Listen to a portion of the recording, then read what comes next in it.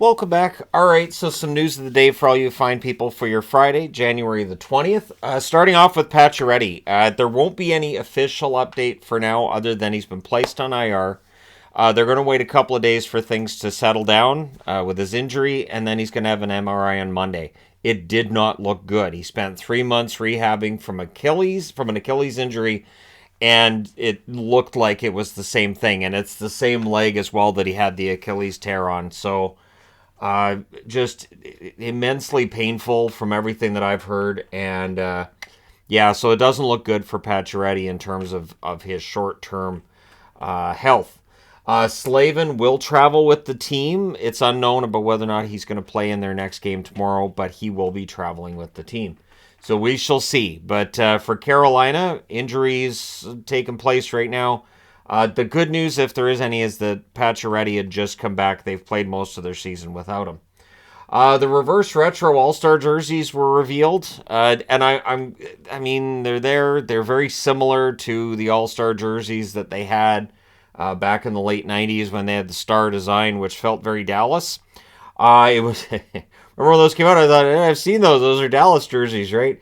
So at any rate, those are the reverse retros we're going to get for the All-Star game. And of course, they announced the All-Stars who'd won the vote. And I don't think the vote counted. So there's a lot of people calling them out on this. That Natchez and Cole Caulfield, to name two, had a lot of votes. People were tracking the votes on Twitter and vice versa.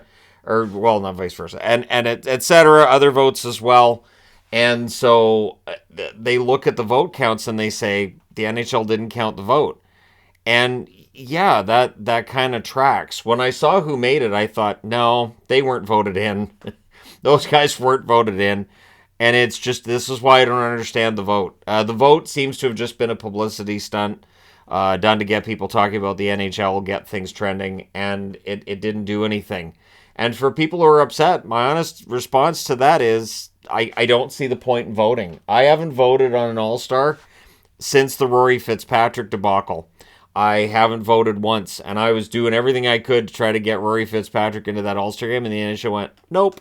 They will put the players in the All-Star game that they want there. So they look at star power, they look at the name, and they go, okay, this guy's a bigger name. So why is Natchez not at the All-Star game? Because he's probably not as big a name as Artemi Panarin, right?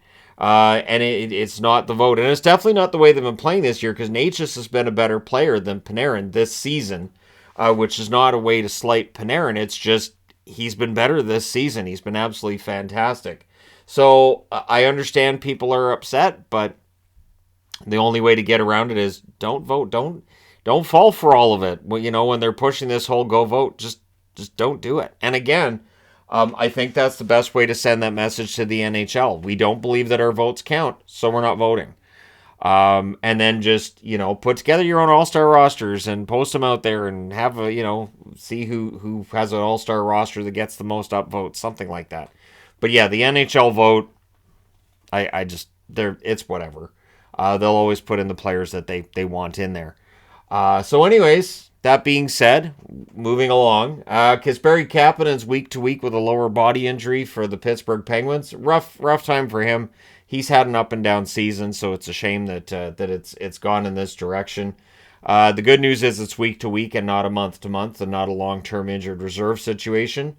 So he will be out, but I mean, Pittsburgh's dealt with injuries forever. Pittsburgh, it seems, is always dealing with injuries. Petrie and Paling are seen as game time decisions for tonight, so either of them could be in. Letang, Archibald, and Ruda remain out. So Chris Letang is just taking his time. Team's giving him his time. I agree with that. Some teams seem to know how to treat players and coaches. And yeah, we'll get into that. Trust me, I'm going to circle back. So Minnesota, Matt Dumba is going to be a healthy scratch for the second straight game. Dean Evison basically being opaque on why, but stating that Dumba knows why he's a healthy scratch. So the only change that will be made for tomorrow's game for Minnesota is Gustafsson in place for Fleury. And that rotation seems to be just a standard now. They're, one for Gustafsson, one for Fleury. But yeah, Dumba's out for 2 games in a row. It's interesting, too, because Bill Guerin wants to probably trade Dumba at the deadline. It does not help his value if he's sitting as a healthy scratch. I'm not saying he doesn't deserve to be a healthy scratch, and I understand that Minnesota, these are important games and they need to get the result. But it's just diminishing the return they're going to get on Matt Dumba. So at any rate, we'll see what happens there. But the big drama from today, and it's blown up. And you know what? It's accurate. It's accurate. The people aren't overreacting at all. So Bruce Boudreau was late for the morning skate and said full J when he showed up. Apparently his wife called as well because he wasn't at the morning skate. And, what's going on? This is clearly affecting him and his family very dramatically, to the point where when reporters asked him this morning about, or how are you going to approach these games this weekend? Are you viewing them as your last games behind a Canucks bench? This kind of thing. And he got very emotional and ended the availability. This has clearly had a very negative impact on Bruce Boudreau, which is a shame because of the coaches in the NHL. I don't know that there's a coach I'd rather sit down and have a drink with than Bruce Boudreau. One of the most entertaining, fun guys, and you can just feel it when he talks that, yeah, this team's really pulled that out of him.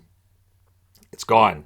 He shows some levity here and there, yes, but it's not like it was, and it's a shame.